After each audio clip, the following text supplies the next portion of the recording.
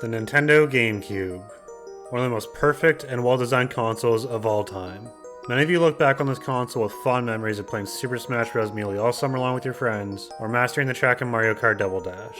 No matter what your experience was with this console, you definitely had a good time. You didn't need to play online, and you didn't necessarily need to have someone locally to play with.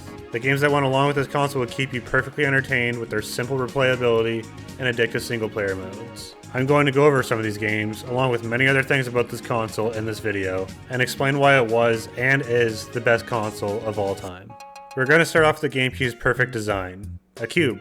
Sometimes simplicity is the best quality, and this is the best example of that. With this very small build, it could fit pretty much anywhere, meaning it was great for almost any TV setup. While it's not a perfect cube, this roughly 6x6x4 console comes with a built-in handle to make for very easy transportation. If only one of your friends had this console, they could just clip that thing to their bag through this handle, and they're on their way over with room in their bag for the controllers, which we'll touch on later.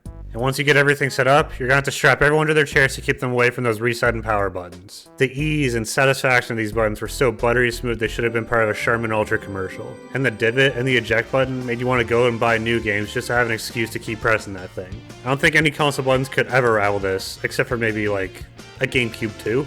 With this console seemingly being indestructible compared to its release partners and the Xbox with many reported manufacturer defects, and the PS2 with the disk drive and overheating problems, people nowadays are still rocking their GameCubes, with some even participating in tournaments featuring GameCube games to this day. Now, one of the first things you do with the console is turn it on, bringing us to a couple of the most iconic startups we've ever had throughout almost this entire generation. While the original Xbox is less memorable from this generation, I'm sure almost everyone remembers that 1 AM alarm that everyone with a teenager had with the I'm sure I didn't even need to play this sound for most of you to hear it, given that I myself didn't even own a PS2, and I remember that sound just from my friends' houses. But the GameCube, I believe, is on a similar level with the PS2, although is a lot more diverse. First, the original intro.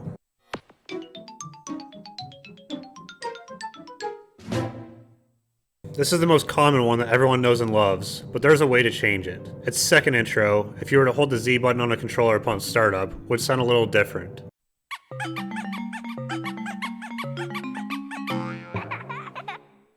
Now if you had 4 controllers plugged in, holding the Z button on all of them upon startup, the intro would sound like this.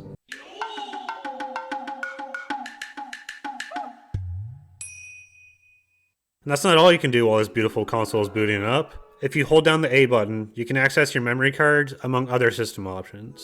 Now, memory cards are another topic of discussion, as this was one of the last consoles to use them. The biggest size memory card you could get for the GameCube was 64 megabits, or 1019 blocks, which sounds impossible considering the size of games these days. I don't quite understand it myself, but most games only took up a few blocks each. Considering how much fun every game was, and the fact that you could probably have more games saved on these memory cards than you can with the newest generation consoles, it shows us a possibility of a few things. Number 1. It shows us how far we've advanced in technology and the power behind creating things now. Number 2. The innovation and capacity of the new games being developed is outgrowing the capacity that their newest consoles can handle. Of course, there's also external hard drives for this problem. Or number 3. Developers are dumb and are using way more than they need when designing new games. I may go into this in a future video, but there's tons of proof out there to back up this claim. Let's just move on to controllers now. The GameCube controllers were even more destructible than the console they came with.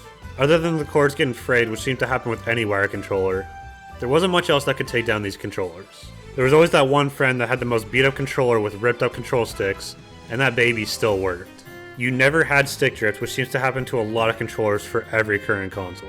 Button inputs worked every single time, which is a point of contention with the current Xbox and PlayStation controllers. And on top of that, you can say whatever you want about the triggers, but there's something just so much more satisfying pressing the L and R buttons on the GameCube controllers. You can try to argue about this down in the comments, but you'll find it very difficult trying to convince me that these aren't the best controllers we've ever had. There's one more thing we need to talk about here before we get into any gameplay or graphics or anything. This majestic console also had the ability to play Game Boy games with an additional attachment and game disc.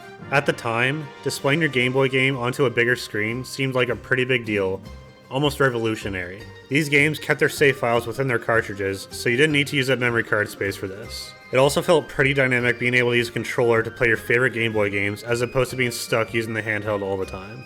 This addition is one that I think gives extra points to the console as a whole. Okay, now let's move on to the more internal stuff. First, the obvious point here is digital versus physical copies of games. There are many out there, myself included, that just buy games on their console and never really have a physical game on hand. The most convenient thing these days is that you have a choice on how you want to own your games. That is a point in favor of today's generation of consoles. Although if you are on the digital train now, and you never had the excitement of breaking open the plastic of a new game case and admiring the look of the disc inside, you definitely missed out on one of the small joys in life. As a kid, this was one of the best feelings in the world and can't really be recreated. But small rants aside, the graphics are one thing to argue here as well. Of course the graphics today are way better than they were 2 decades ago, but they really weren't that awful back then. Unless you're someone that pays a lot of attention to graphics and takes a lot of interest in them, I don't think the upscale in graphics is worth the amount of storage it makes each game take up.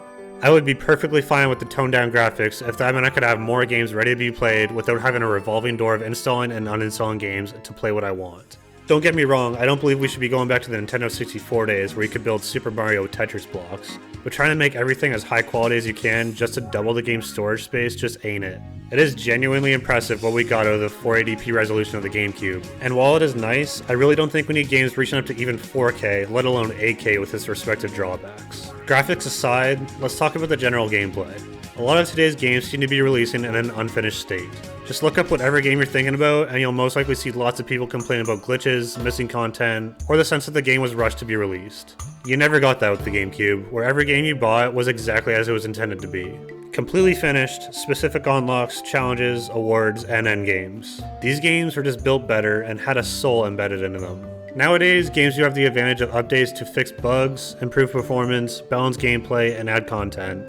But that also means that companies are fine releasing these unfinished games just so they can start selling copies and update over the game's lifecycle. This may keep games relevant longer, but it also turns into a waiting game to finally get the entire game you paid for, with choppy gameplay experiences along the way. Personally, I would rather wait longer to receive a fully functioning and complete game, rather than being fed breadcrumbs to the end of a trail that eventually gives me a game that's going to be irrelevant in a couple months, because the next game in the series is ready for release by this point. It appears like it's a never-ending cycle that corporate greed never seems to want to end. But anyways, back to talking about the best console on the planet. The games you can play here look like an Olympics dream team compared to many consoles that it rivaled. There are many complaints about the lack of games released for the newest Xbox and PlayStation consoles, so there's really not that many to compete against the many popular titles the GameCube had. The GameCube had famous party games like WarioWare Inc. and several Mario parties. There were top-tier action-adventure games like The Legend of Zelda and 007 games along with Super Mario Sunshine, and the amazingly popular titles of Mario Kart Double Dash, Super Mario Strikers, and Super Smash Bros. Melee.